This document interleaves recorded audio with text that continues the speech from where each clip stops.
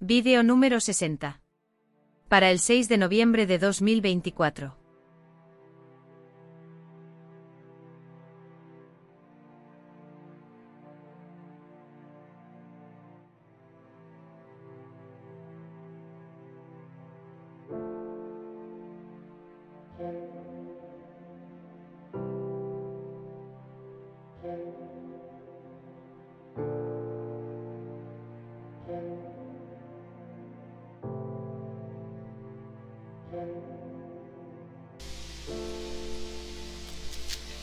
El Ministerio Conéctate a Jesús y Seminarios y Tutorías TISU presentan la sesión matutina del programa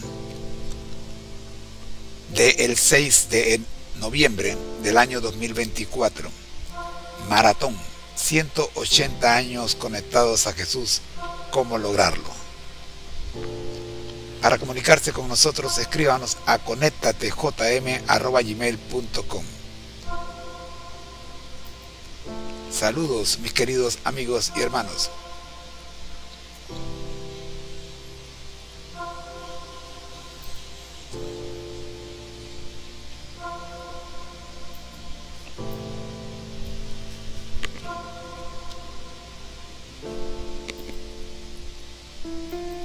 Soy su hermano en Cristo, José Moreno, y estamos aquí comenzando la jornada matutina de el maratón 180 años conectados a Jesús, ¿cómo lograrlo? Del Ministerio Conéctate a Jesús.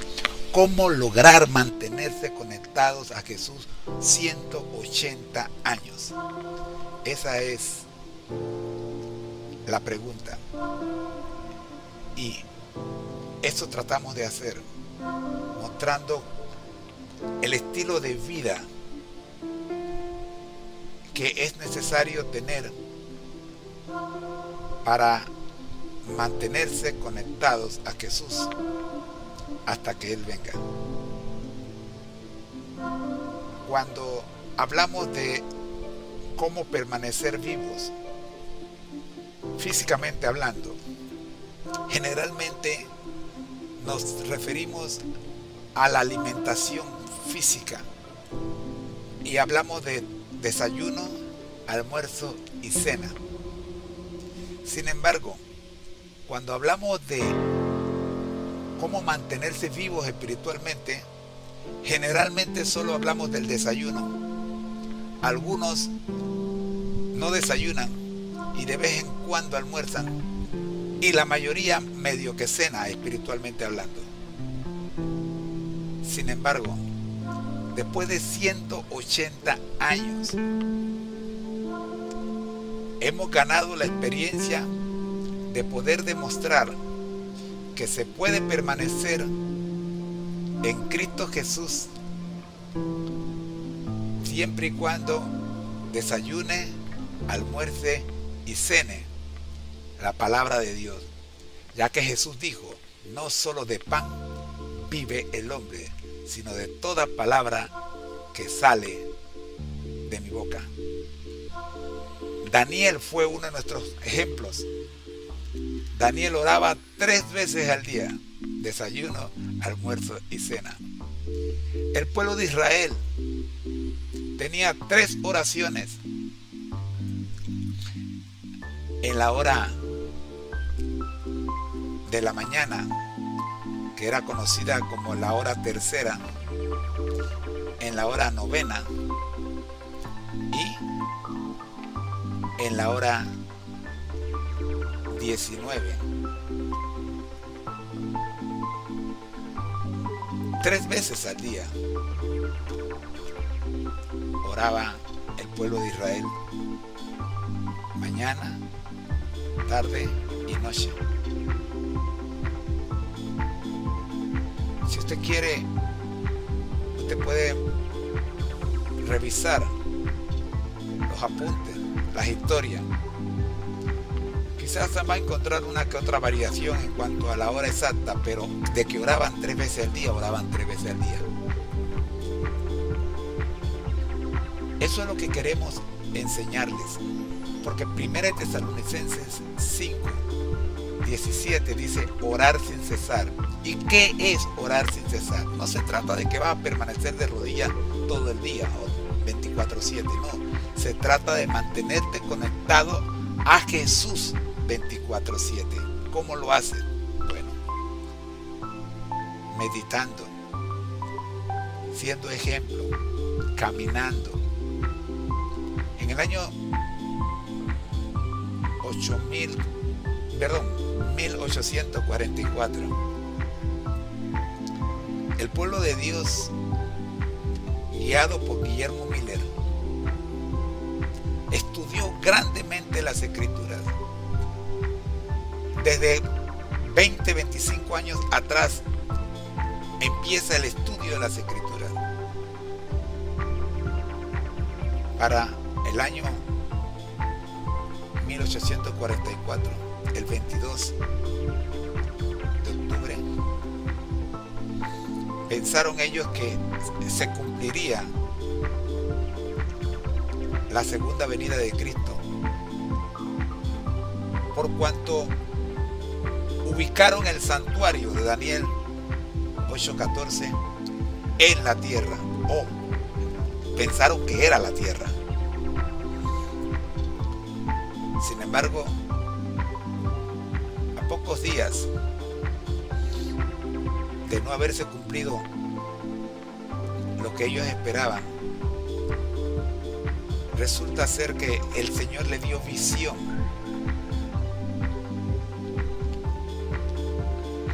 a los que siguieron estudiando: Iron, Barclay, Elena G. de White, Jaime White y algunos otros, como vamos a ver, Joseph Bates y demás. ¿Y qué encontraron? Encontraron suficiente evidencia de que el santuario al cual se refería a Daniel 8:14 no era la tierra. Nosotros vamos a hablar de esto con detalle a través de este maratón, gracias a dos libros.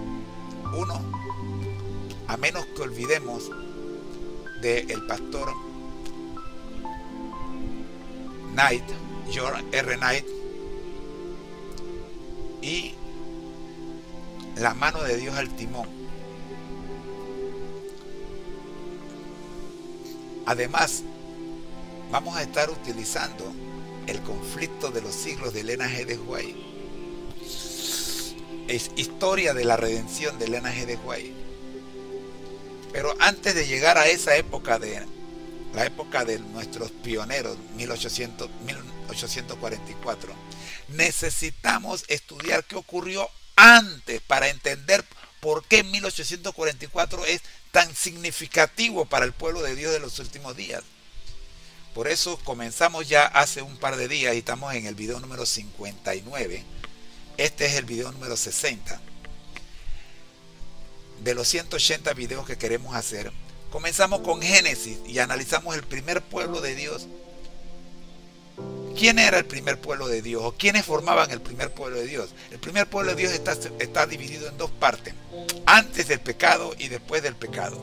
Antes del pecado, el pueblo de Dios tenía solo una pareja, Adán y Eva. Era bien reducido. Después del pecado, el pueblo de Dios se amplía un poquito, porque nace Caín y Abel. Lamentablemente, este primer pueblo de Dios sufrió rápidamente una pandemia y el 50% de los miembros quedaron out. Abel asesinado por Caín y Caín desterrado del pueblo de Dios, exiliado totalmente. ¿Por qué? Por el error cometido. Recordemos que el primer pueblo de Dios tenía un lugar específico donde Dios lo había colocado, en el jardín del Edén, pero por equivocarse también fue exiliado, fue echado, sacado del pueblo del jardín del Edén, pero siguió siendo el pueblo de Dios. La diferencia aquí, ahora en este exilio de Caín, es que Caín es sacado del pueblo de Dios física, literal y espiritualmente. Ahora ya Caín no pertenece al pueblo de Dios. Entonces, si Caín no pertenece al pueblo de Dios, ¿a quién pertenece? A su nuevo líder. Él escogió. Esto no lo dije en el primer video, pero lo estoy diciendo ahora. Caín escogió pertenecer al pueblo adverso a Dios. Y cuando en Génesis 6 hablamos de los hijos, las hijas de los hombres, pues nos referimos exactamente a los descendientes de Caín. ¿Por qué? Porque los hijos de Dios son los descendientes del tercer hijo de Adán y Eva, Sem. Sem es de Noé. Sem con T. Set. ¿Ok? Tenemos entonces esta introducción un poquito larga para que entendamos el título de nuestro programa. Es un maratón que no comienza en 1844, sino que más bien en su inicio es en Génesis y el final pasa por 1844 hasta el presente. Nosotros vamos a ver el pueblo de Dios en el Antiguo Testamento dividido en tres partes. El pueblo de Dios compuesto por Adán, Eva, Caín y Abel, primer pueblo de Dios. Segundo pueblo de Dios, el compuesto por Adán y Eva y Seth y todos los descendientes hasta Moisés. El tercer pueblo de Dios después del diluvio hasta, escúcheme bien, hasta Malaquías. Ese es el tercer pueblo de Dios. Es un pueblo. ¿Qué ocurrió con el tercer pueblo de Dios? El pueblo de Dios que estuvo en Egipto, después en Babilonia, todo ese es el mismo pueblo de Dios después del diluvio. Pero con la llegada de Cristo, o sea, Dios hecho hombre, tenemos el cuarto pueblo de Dios que comienza con los cristianos que establecen la iglesia primitiva. Acá tenemos ahora el cuarto pueblo de Dios. ¿Por qué? Porque Jesús mismo marcó la diferencia cuando le dijeron tu madre y tu padre te están buscando, tu madre y tus hermanos te están buscando. Jesús dijo, mi madre y mi padre y mis hermanos, mi madre y mis hermanos, perdón, son aquellos que hacen la voluntad de mi Padre. Entonces ahora está bien marcada, bien marcada la característica principal del pueblo de Dios a partir de Cristo. Jesús lo deja claro, son todos aquellos que hacen la voluntad de mi Padre. Pasado ese periodo, que termina en el siglo primero de la era cristiana, cuando se escribe el libro de Apocalipsis por Juan, con la muerte de Juan, termina ese cuarto pueblo de Dios, ya en la era cristiana. ¿Y por qué en la era cristiana? Porque es la era en la que surgen los seguidores de Cristo. Ahora viene y se empieza a establecer lo que se conocerá como el quinto pueblo de Dios. ¿Quiénes son el quinto pueblo de Dios? Todos aquellos que después de la muerte de Juan, el último de los apóstoles, siguen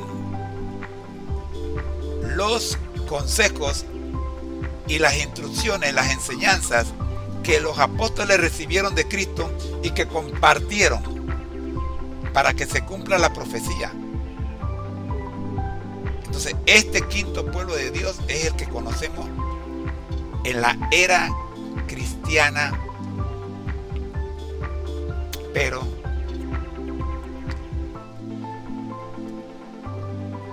del siglo II hasta 1844. ¿Qué pasa en 1844? Ocurre el chasco, todos conocemos el chasco, pero ese chasco no es un chasco realmente, lo que es una profecía que presenta el despertar del pueblo de Dios para los últimos tiempos, o sea, el último pueblo de Dios, o sea, el sexto pueblo de Dios. Este pueblo de Dios tiene una característica que también tenían los pueblos anteriores, y está en Apocalipsis 14:12. Guardan los mandamientos de Dios y tienen la fe de Jesús. ¿Qué es la fe de Jesús? Dice Apocalipsis 19 que la fe de Jesús es el espíritu de profecía. O sea, Dios siempre ha tenido dos cosas en su pueblo: guardan sus mandamientos, obedecen su ley y tienen un profeta que los conduce. Esto se vio manchado en el periodo del segundo siglo al siglo XVIII. ¿Por qué? Porque en el siglo XIX, para el siglo XIX, el pueblo no tenía profeta. Entonces es en 1844, a mediados del siglo XIX, que el Señor selecciona a una jovencita muy joven, que ni siquiera había terminado la escuela primaria por un accidente que tuvo cuando fue golpeada por una compañera en el rostro. Pero el Espíritu Santo se convirtió en su maestro, y hoy día tenemos más de 80 libros escritos por ella. Hablo de la hermana Elena G. de White. Este relato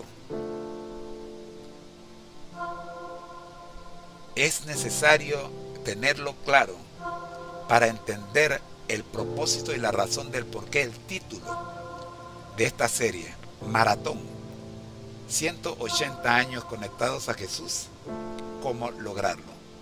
Es a partir de los escritos de Elena G. de White que el pueblo de Dios moderno, el pueblo de Dios para los últimos días, tiene una ampliación y una mejor comprensión de las Escrituras. Si leemos la Biblia, vamos a encontrar que Dios siempre ha provisto a su pueblo de un profeta. El problema es que, como ocurrió en antaño, ocurre también hoy. A los suyos vino y los suyos lo rechazaron. Si nosotros vemos, Jesús dijo: Jerusalén, Jerusalén, que matas a los profetas y apedreas a los que te son enviados. Y termina diciendo: no quisiste. ¿Qué fue lo que no quisiste? No quisiste escuchar a tus profetas. Porque el logo de esta serie lleva la foto de Elena G. de White. Justamente porque el pueblo de Dios,